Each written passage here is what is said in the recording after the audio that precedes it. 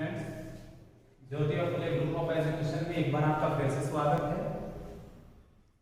अपन पढ़ रहे हैं क्लास 9 की मैथ, जिसका वीडियो कल फर्स्ट अपन देख चुके हैं। आज अपन इसका वीडियो सेकंड चालू कर रहे हैं। कल आपको मैंने बताया था परिभाषाओं के बारे में, प्राकृत संख्या की परिभाषा बताई, पूर्ण संख्या की परिभाषा बताई, पूर्णांक संख्या की परिभाषा बताई, परिमेय संख्या की परिभाषा बताई। ये सारी परिभाषाएं अपन कल क्लियर कर चुके हैं।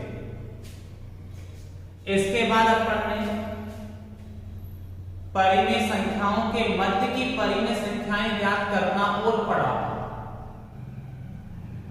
शायद आपने उस वीडियो को देखा भी होगा, ऑनलाइन तो आप पढ़ ही रहे।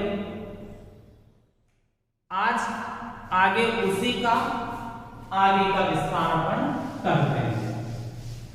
तो देखना स्टूडेंट्स, कल अपन ने क्वेश्चन नंबर कर लिया था इसका 2, आज पढ़ रहे हैं क्वेश्चन नंबर 3 1.1 प्रश्नावली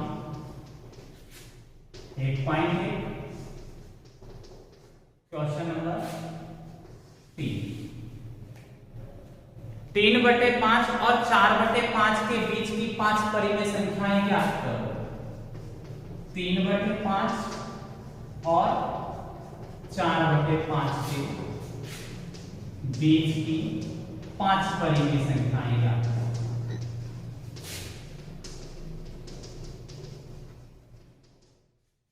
कल अपन ने ज्ञात किए, इसके 2 पैटर्न से इस क्वेश्चन को सॉल्व किया था। आपको पहला क्वेश्चन लेंथी लगा, पहला पैटर्न जो था वो लेंथी लगा, दूसरा पैटर्न आपको इजी लगा। कोई से पैटर्न से कर सकते, कोई जरूरी नहीं है पहले पैटर्न से ही करें। तो अब अपन इसको दूसरे पैटर्न से ही सॉल्व करेंगे, इजी लगेगा, छोटा होगा। तो देखना क्या, कल मैंने कही थी कि यहां 3/5 है और इधर कितना है 4/5। जितनी भी परिमेय संख्याएं आपको ज्ञात करनी है, कितनी ज्ञात करनी है, इधर 5। जितनी भी परिमेय संख्याएं आपको ज्ञात करनी है उसमें एक जोड़, तो 5 में 1 जोड़ेंगे, बन जाता है 6। और इस 6 से अंश व हर को गुणा करना। कल भी ऐसा ही किया। जो भी संख्याएं जितनी अपन को ज्ञात करनी है उसमें 1 जोड़ दिया अपन ने। 1 जोड़ने के बाद जो संख्या बनती है उससे अंश और हर को क्या कर देते हैं, गुणा। तो देखना 3/5, इसका अंश 3, हर 5, कितने से गुणा कर रहे हैं इसको, 6 से। अंश और हर दोनों को करना है। इसी तरीके से बेटा इधर वाले पार्ट को भी ऐसा ही हल करना है। आपने देखा 6 को 3 से गुणा किया 18 बनता, 5 को 6 से गुणा किया 30 बनता। इधर की साइड देखें तो ये बनता है 24 बटे में ये बनता है 30। आपकी संख्याएं आई हैं 18 और 24। 18 और 24। अब आप देखते हो बेटा इनके बीच में संख्याएं छूटी हुई हैं। 18 के बाद 19 आता है, 20 आता है, 21 आता है, 22 आता है, 33 आता है। यहां दोनों के कॉमन बटे में क्या है, 30 है। तो इधर भी बटे में 30, यहां भी बटे में 30, यहां भी बटे में 30, सब के बटे में 30 आए। क्लियर है यहां तक? अब आपको कितनी संख्याएं ज्ञात करनी थी बेटा, 5। तो आप देख सकते हो 1 2 3 4 5 हुई या नहीं हुई? तो अतः 18/30 और 24 बटे 30 के मध्य की 5 परिमेय संख्या।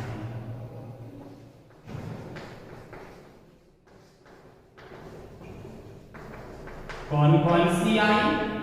19/30, 20/30, 21/30, 22/30 और 23/30। यदि आपसे कोई कट सकता है तो काट लो। जैसे 10 के पहाड़े में 20 2 बार, 30 3 बार। भैया 3 के पहाड़े में 21 7 बार आता है, 30 10 बार आता है। 2 के पहाड़े में 22 11 बार आता है, ये 15 बार आता है। क्लियर है यहां तक? अब आपने देखा कि 18/30 और 24/30 के मध्य की ये 5 परिमेय संख्याएं आई हैं। 18/30 का मतलब बेटा 3/5 होता है, क्योंकि 6 के पहाड़े से कटता है। और 24/30 का मतलब भी 4/5 होता है, क्योंकि 6 के पहाड़े से कटता है। तो इनके मध्य की जो परिमेय संख्याएं होंगी वो ही परिमेय संख्याएं इन दोनों के मध्य की होंगी। अतः 3/5 और 4/5 के मध्य की 5 परिमेय संख्या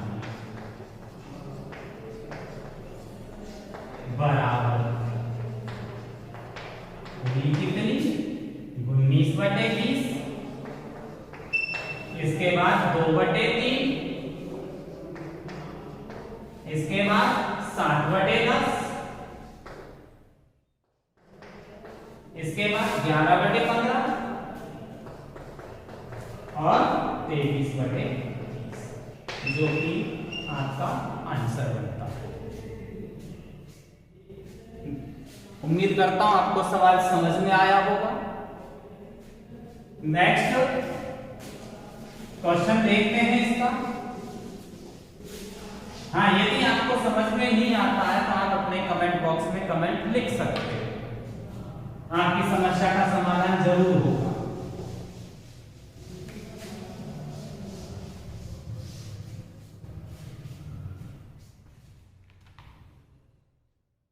क्वेश्चन नंबर 4। ये क्वेश्चन 4 कह रहा है दिए गए कथन सत्य है या असत्य है। सत्य असत्य बताने हैं आपको, और कुछ नहीं है। तो चौथे का पहला कह रहा है, चौथे क्वेश्चन का पहला, प्रत्येक प्राकृत संख्या एक पूर्ण संख्या होती है। प्रत्येक प्राकृत संख्या एक पूर्ण संख्या होती है। संख्या होती है, प्रत्येक प्राकृत संख्या एक पूर्ण संख्या होती है। कल बता रहे थे बेटा अपन, आपको ध्यान हो तो, सभी के बारे में बताया था कि ये संख्या रेखा थी 0 1 2 3 -1 -2 -0, ऐसा कुछ बताया था। यहां से संख्या का समूह बनता है प्राकृत संख्या, यहां से संख्याओं का समूह बनता है पूर्ण संख्या, और इधर से संख्याओं का समूह बनता है पूर्णांक संख्या। यानी 1 से अनंत तक की संख्याओं के समूह को प्राकृत संख्या कहते हैं, 0 से अनंत तक की संख्याओं के समूह को पूर्ण संख्या कहते हैं, सभी धनात्मक और ऋणात्मक संख्याओं के समूह को पूर्णांक संख्या कहते हैं। अब ये सत्य असत्य वाला क्वेश्चन है, कह क्या रहा है कि क्या प्रत्येक प्राकृत संख्या एक पूर्ण संख्या होती है। तो आपने देखा था ये तो क्या थी, प्राकृत संख्या, ये थी पूर्ण संख्या और ये थी पूर्णांक संख्या। ऐसे तो मैं कल ही क्लियर करा चुका था इनको। तो आपने देखा कि ये सारी प्राकृत संख्या किसके अंदर आ गई, पूर्ण संख्या के अंदर। सारी की सारी प्राकृत संख्याएं किसके अंदर आ गई, पूर्ण संख्या के अंदर, बल्कि 0 को और अपने साथ में ले आई। तो सारी प्राकृत संख्या किसके अंदर है? पूर्ण संख्या के अंदर है। इसके कारण प्रत्येक प्राकृत संख्या एक पूर्ण संख्या होती है। कथन सत्य है। तो ये कथन क्या है? सत्य है। कथन क्या हो गया? सत्य। कारण भी आपको पता चल चुका है क्योंकि सभी प्राकृत संख्याएं पूर्ण संख्या के अंतर्गत आती है। नेक्स्ट इसका दूसरा पार्ट कह रहा है प्रत्येक पूर्णांक एक पूर्ण संख्या होती है क्या? दूसरा क्या कह रहा है कि प्रत्येक पूर्णांक संख्या एक पूर्ण संख्या होती है। देखो सत्य है या असत्य है? आप देखना पूर्ण संख्या जो है वो आ रही है किसके अंदर? पूर्णांक संख्या के अंदर। बल्कि पूर्णांक संख्या जो है वो पूर्ण संख्या के अंदर नहीं आ रही है। भाई पूर्ण संख्या तो पूर्णांक संख्या के अंदर आ गई, पर पूर्णांक संख्या जो है वो पूर्ण संख्या के अंदर नहीं आई। तो इसका मतलब क्या सारी की सारी पूर्णांक संख्या पूर्ण संख्या है क्या? नहीं होगी। आप देख सकते हैं इधर की संख्याएं तो आई नहीं ना इसके अंदर, जिसकी वजह से सारी पूर्णांक संख्याएं पूर्ण संख्या नहीं हो सकती। ये कथन क्या है? असत्य है। कथन असत्य। अगर कारण लिखने की बात आए तो क्या लिखेंगे कि पूर्णांक संख्याएं धनात्मक और ऋणात्मक होती है, और यहां पूर्ण संख्या सभी की सभी पूर्ण संख्याएं धनात्मक थी, तो ऋणात्मक पूर्ण संख्या नहीं होती है। इसके कारण यह कथन असत्य है। नेक्स्ट है प्रत्येक परिमेय संख्या एक पूर्ण संख्या होती है। तीसरा था इसका कि प्रत्येक परिमेय संख्या एक पूर्ण संख्या होती है।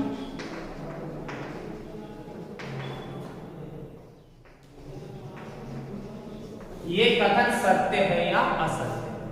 कल बता रहा था बेटा मैंने, तीनों तो ये परिभाषाएं बताई थी। एक परिमेय संख्या की परिभाषा भी बताई थी, और परिमेय संख्या की परिभाषा में ये भी मैंने कहा था कि सारी की सारी प्राकृत संख्याएं भी परिमेय संख्या, सारी की सारी पूर्ण संख्याएं भी परिमेय संख्या, सारी की सारी पूर्णांक संख्याएं भी परिमेय संख्या, या ये सारी की सारी जो तरीके हैं ये सब परिभाषाएं हैं वो किसके अंदर आ जाती हैं?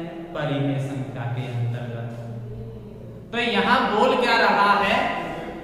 यहाँ बोल रहा है कि क्या प्रत्येक परिमेय संख्या एक पूर्ण संख्या है क्या?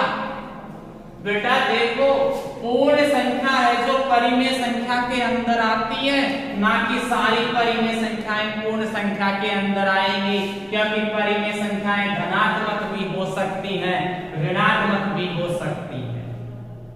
परिमेय संख्याएं धनात्मक भी हो सकती हैं और ऋणात्मक भी हो सकती हैं। तो जो ऋणात्मक परिमेय संख्याएं हैं वो पूर्ण संख्या के अंदर नहीं आ सकती।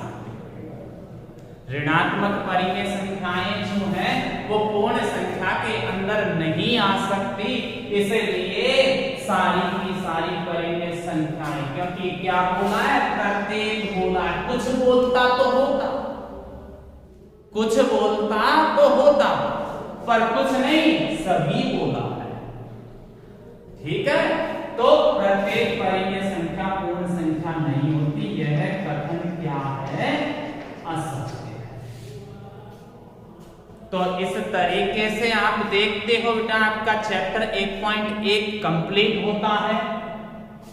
अब आपका यदि चैप्टर नंबर 2 चालू करते हैं तो उसमें ज्योमेट्री के सामान की जरूरत पड़ती है। ज्योमेट्री के सामान के अनुसार ही चैप्टर इसका प्रश्नावली 1.2 चालू होनी चाहिए, जो कि अभी अपन रोकते हैं और 1.3 पढ़ते हैं।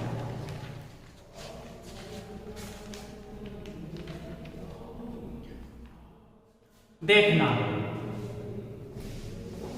क्लियर है ना? ये तो सब कुछ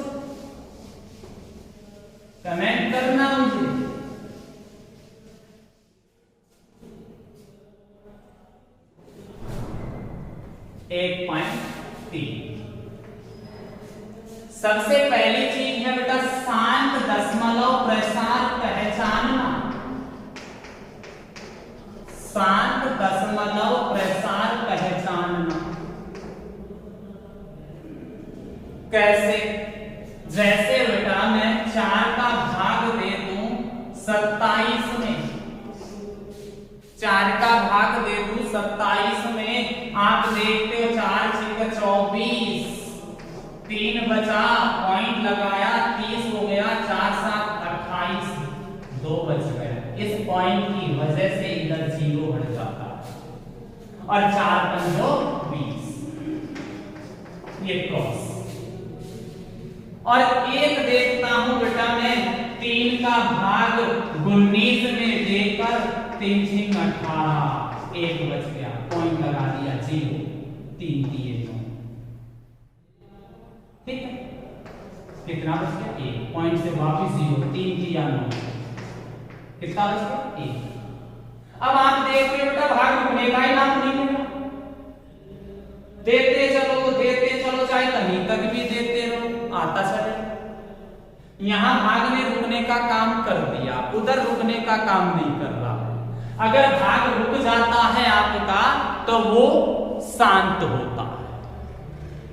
शांत बोले तो क्लास में हम भी तो कहते हैं आपसे कि शांत हो जा, मतलब चुप हो जा, यानी बोलता हुआ रुक जा।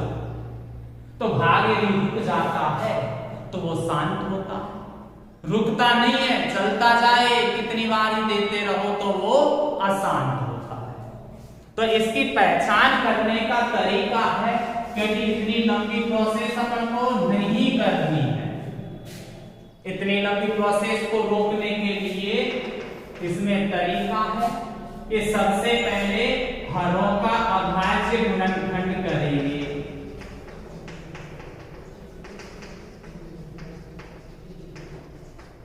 हरों का अभाज्य गुणनखंड करेंगे। हाँ, पहले इस बात की ओर चल लेते हैं, बात पे बात आ जाती है तो पूरी बात क्लियर करके चलेंगे।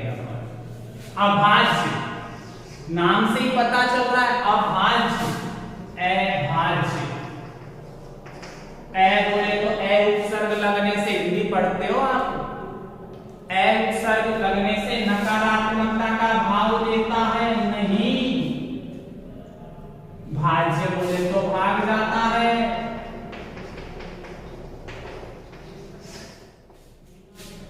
ऐसी संख्याएं जिसमें कोई दूसरी संख्या का भाग नहीं जाता, खुद का ही भाग जाता, या एक का भाग जाता, एक का तो सब नहीं चला जाता, क्या कहलाती है?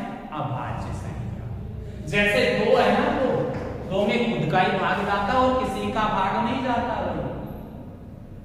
इसलिए 2 अभाज्य संख्या है। 3 में खुद का ही जाता है, 3 अभाज्य संख्या है। 4 में तो 2 का भाग चला जाता है, इसलिए 4 कैसी बन गई? भाज्य। 5 में नहीं जाता किसी का, खुद का ही जाता, 5 अभाज्य है। 6 में चला जाता है, 6 भाज्य बन गई। 7 में नहीं जाता है, अभाज्य है। 8 में चला जाता है, 8 कैसी संख्या है? भाज्य। 9 में चला जाता है तो 9 भी कैसी संख्या है? भाज्य। तो इस तरह से ये संख्याएं कौन सी होती हैं? अभाज्य संख्या, यानी जिन संख्याओं में किसी दूसरी संख्या का भाग नहीं जाता हो, क्या कहलाती हैं? अभाज्य संख्या। हाँ भाई, देख रहे हैं ना, अभाज्य संख्या पहचान गए कि जिसमें किसी दूसरी संख्या का भाग नहीं जाता हो, क्या कहलाती है? अभाज्य संख्या। जैसे 2 3 5 7 और आगे तक ले लो, 11 13 17 19 23 29 31 37 41 43 बहुत होती है, काटक देख लेगा।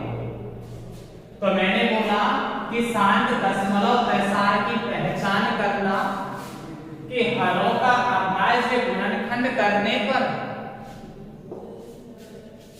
या तो 2 आवे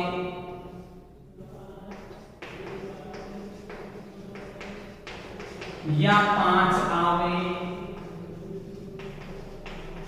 या 2 और 5 दोनों आवे,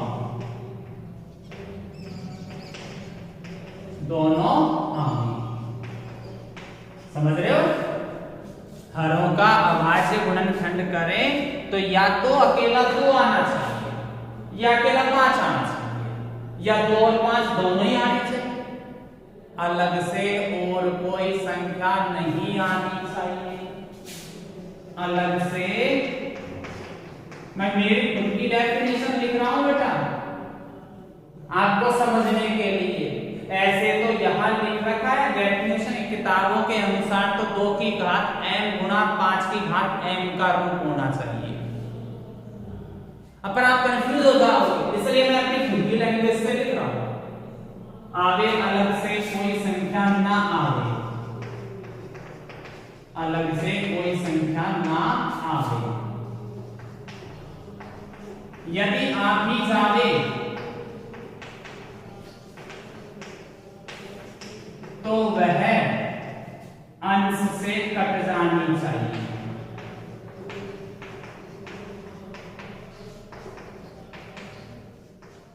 यानी अलग से कोई संख्या आनी नहीं चाहिए, और यदि गलती से आ भी जाए ना तो वह अंश से कट जानी चाहिए, यानी वो संख्या नीचे बचनी नहीं चाहिए। सीधी बात ये है, 100 बातों की एक बात, वो संख्या नीचे बचनी नहीं चाहिए। तो प्रसार शांत होगा,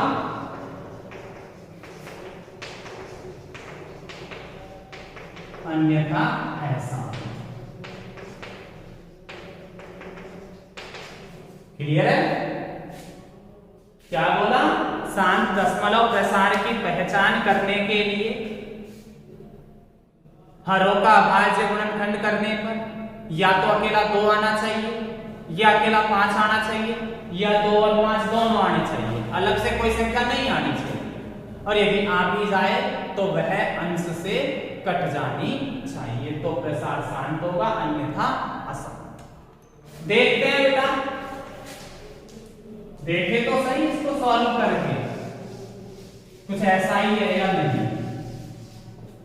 देखना, जैसे पहले का पहला है 36/100। एग्जाम पैटर्न के अनुसार बता रहा हूं।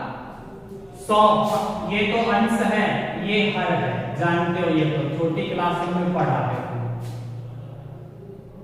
मैंने दिखाया था भी कि हरों का अभाज्य गुणनखंड करने पर हर वाली संख्या 100 है भैया, इसका अभाज्य गुणनखंड ऐसे ही तो करते हो, जानते हो आप। 2 का भाग 100 में 50 पर, 2 का 25 पर, 5 का भाग 25 में 5 पर, 5 का भाग 5 में 1 पर। तो 36/2 कितनी बार आ गया? 2 बार। 5 भी कितनी बार आ गया? 2 बार। तो मैंने कही थी कि अभाज्य गुणनखंड करने पर या तो अकेला 2 आवे या 5 आवे, अलग से कोई संख्या नहीं आवे, और यदि आ जाए तो वह अंश से कट जाए। तो यहां तो केवल 2 और 5 ही आ रहा है, अलग से कोई संख्या नहीं आ रही। तो इसका कहने का मतलब ये हुआ कि इसका प्रसार कैसा होगा? शांत होगा। प्रसार कैसा होगा इसका? शांत। प्रसार शांत होगा, और यदि प्रसार शांत है तो उसको आगे हल करना पड़ता है बेटा, मजबूरी है। अगर प्रसार शांत होता है तो उसको आगे हल करना पड़ता है, और अशांत होने पर उसको आगे हल नहीं करते। अब उसका तरीका क्या है? शांत है तो आगे हल करना है या नहीं करना, उसका तरीका देखते हैं। देखो बेटा, यहां नीचे की साइड a की घात n गुणा b की घात n बन गया, a की घात n गुणा b की घात n बन गया। 36/2 की घात 6 गुणा 5 की घात 2 को हल करना हूं तो a की घात n गुणा b की घात n बराबर बनता है a की घात n प्लस n। तो आपने देख लिया 36 सॉरी यहां ऐसा नहीं है।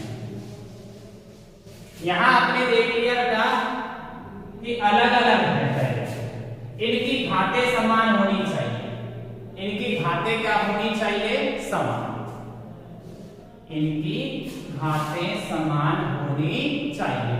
तो यहां घात समान नहीं है, यहां घात समान नहीं है, तो पहले अपन इनकी घात समान करेंगे। तो बेटा किसकी घात कम पड़ रही है, 5, किसकी घात कम पड़ रही है, अरे सॉरी बेटा, सही है, यहाँ लिखने में गलती हो रही है थोड़ी सी, 2 की घात 2 गुणा 5 की घात 2, वही ऊपर का कर रहा है, a की घात m गुणा b की घात क्या है, m, बराबर होता है बेटा a गुणा b की घात m, a की घात m गुणा b की घात m बराबर होता है a गुणा b की घात m। ठीक है, तो 36 बटे a गुणा b, a ये रहा b ये रहा, कितना बना 10, घात तो दोनों की समान है ना, कितनी हो गई 2। और जो घात होती है बेटा, यहाँ पे जो भी घात होती है उतनी संख्या सीधे हाथ की तरफ से छोड़कर पॉइंट लगा देते हैं, तो 1 2 संख्या छोड़ी पॉइंट लगा, बैठा कुछ समझ में? एक थोड़ी सी मेरी गलती की वजह से आपको समझने में थोड़ी प्रॉब्लम आ सकती है, आई वो, तो देखो बेटा कि यहां थोड़ा लिखने में चूक हो गई, इसकी वजह से। इसका तरीका दूसरा बनता है, तरीका सेकंड भी है बेटा इसका, कि डायरेक्ट हर वाली संख्या का अंश वाली संख्या में भाग दे, डायरेक्ट हर वाली संख्या का अंश वाली संख्या में भाग दे दो, या फिर नीचे जितनी जीरो होती हैं उतनी संख्या सीधे हाथ की तरफ से छोड़कर पॉइंट लगा दो, नीचे जितनी जीरो होती हैं उतनी संख्या सीधे हाथ की तरफ से छोड़कर क्या लगा दो, पॉइंट। यानी 36 बटे 100 है, तो यहाँ एक है 2 जीरो है, तो इधर सीधे हाथ की तरफ से 2 संख्या छोड़ के पॉइंट लगा दो। अब आप देखते हो भाग रुक गया ना, इसलिए इसका प्रसार कैसा होगा, शांत होगा, प्रसार शांत है, और प्रसार भी अपन ने इसका क्या कर दिया, ज्ञात कर दिया। क्लियर है? नेक्स्ट इसी का दूसरा लेके चलते हैं।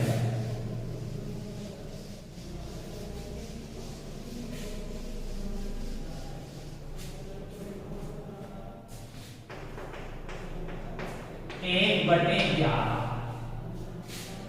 अब आप देखो मैंने क्या कही थी अभी कि हरों का क्या कर ले अपन, अभाज्य गुणनखंड। तो हर वाली संख्या क्या है इसमें 11, 11 का 1 11 कैसी संख्या है, अभाज्य संख्या है। और मैंने क्या कही थी कि हरों का अभाज्य गुणनखंड करने पर या तो अकेला 2 आना चाहिए, या अकेला 5 आना चाहिए, या 2 और 5 दोनों आने चाहिए, अलग से कोई संख्या नहीं आनी चाहिए। पर यहाँ तो क्या आया है 11, और यदि आ जाती है तो वह किससे कट जानी चाहिए थी, अंश से। तो यानी अंश में कितना है 1। अब 11 1 से कटता है या 1 11 से कटता है, तो इसका मतलब इसका प्रसार कैसा होगा, आसान होगा। प्रसार कैसा होगा इसका, आसान। और मैंने कही थी कि अगर प्रसार अशांत है तो उसको आगे हल नहीं करते हैं, शांत वाले को ही आगे हल किया जाता है। क्लियर है? और देखना चाहो तो बेटा और समझाते हैं, जैसे इसका तीसरा है 4 सही 1 बटे 8।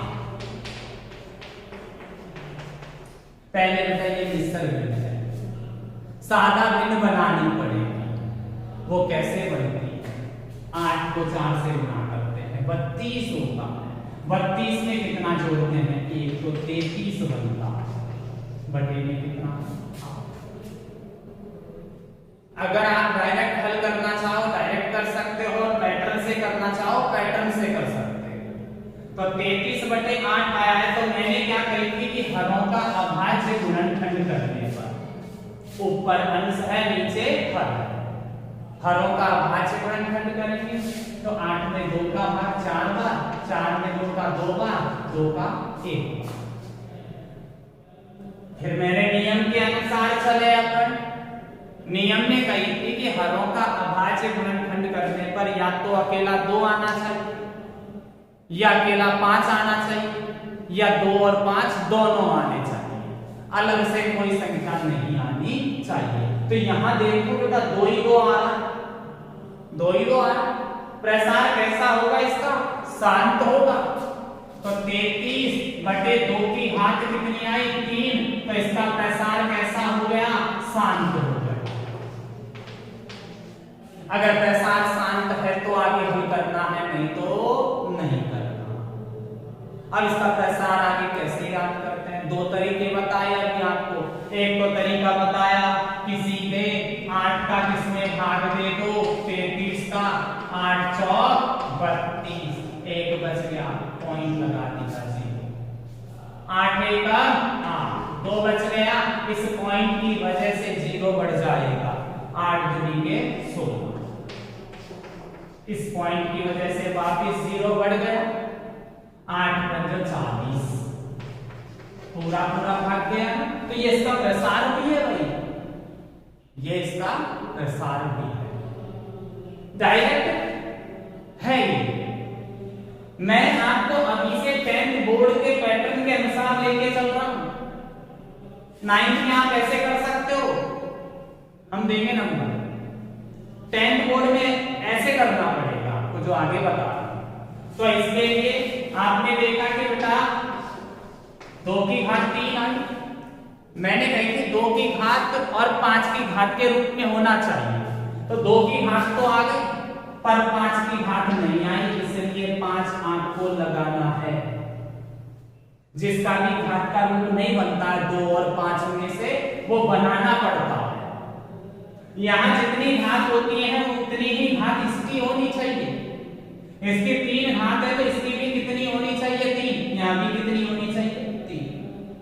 अब आप देखोगे यहां a की घात m गुणा b की घात m का रूप बन गया, और a की घात m गुणा b की घात m का मतलब होता है a गुणा b की घात m।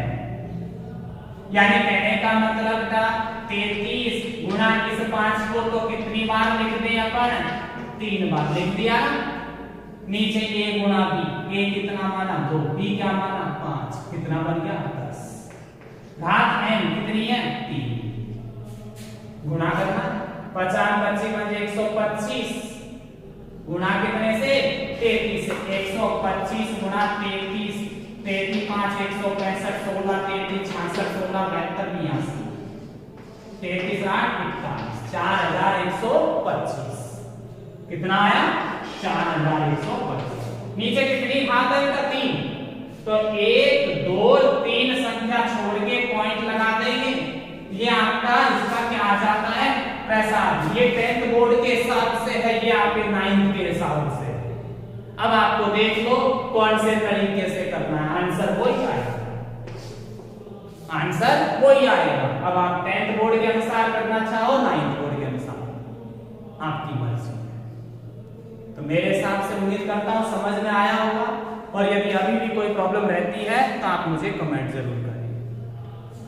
इस तरह से आपके ये पहले के सारे क्वेश्चन इसी पैटर्न के अनुसार होंगे जो कि आपको करने हैं।